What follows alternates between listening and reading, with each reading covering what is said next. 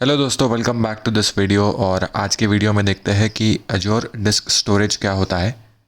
तो अजोर disk storage एक ऐसी सर्विस है जो डिस्क मैनेज करने का काम करती है या डिस्क के अंदर का डेटा मैनेज करने का काम करती है।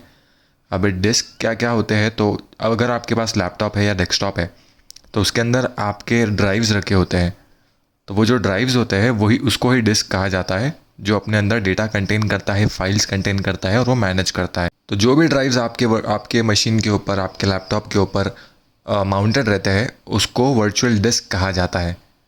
और वो एमुलेशन रहता है फिजिकल डिस्क स्टोरेज का। मतलब ऑन प्रेमाइसेस के अंदर कोई भी डिस्क होगा जिसके ऊपर आपका जो डेटा है वो जाके एमुलेट हुआ रहेगा या फिर आपका डेटा होस्ट हुआ रहेगा, तो उसका एमुलेशन होके वो आपको वर्चुअल मशीन के अंदर दिखता है।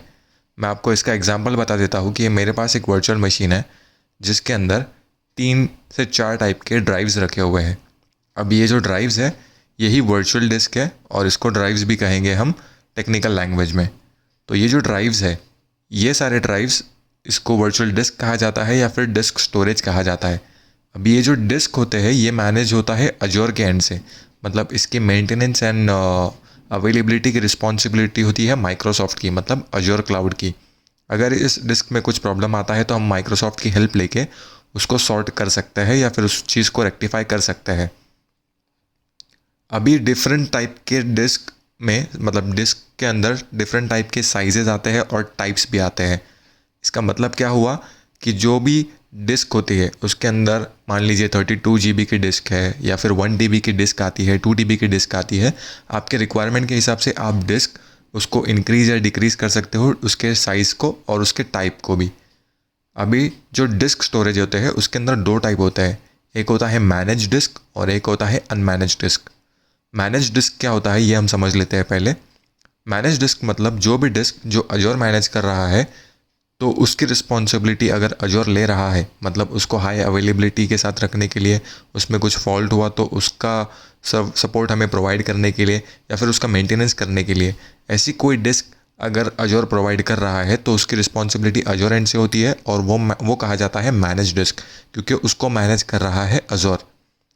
और मैनेज डिस्क के अंदर आपने अगर मान लीजिए कि 32 GB का डिस्क इनेबल किया आपके वर्चुअल मशीन के अंदर, तो आपको 32 GB के डिस्क का ही चार्ज पूरा देना पड़ेगा। भले ही आप उसमें से 10 GB या 20 GB कितना भी यूज़ कर रहे हो, आपको चार्ज लगेगा 32 GB का।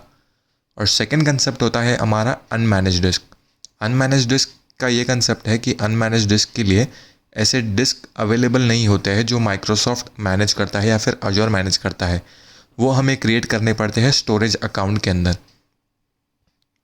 जैसे कि अगर हमें कोई डिस्क चाहिए तो हम वो अजोर पोर्टल के थ्रू जाके बना सकते हैं, लेकिन अगर हम अनमैनेज डिस्क मैनेज कर रहे हैं या फिर हमारे सर्वर के ऊपर माउंट कर रहे हैं तो हमें स्टोरेज अकाउंट के अंदर कंटेनर्स के अंदर ब्लॉब टाइप में, मतलब जो फाइल होती है जेसन फाइल, जो ब्लॉब टाइप की फ़ाइल होती है, उस फाइल के बेसिस पे या फिर उस फाइल के फॉर्मेट में हमारी डिस्क क्रिएट होगी और इस फाइल को या फिर इस तरीके की फ़ाइल को मैनेज करने की रिस्पॉन्सिबिलिटी हमारी रहेगी।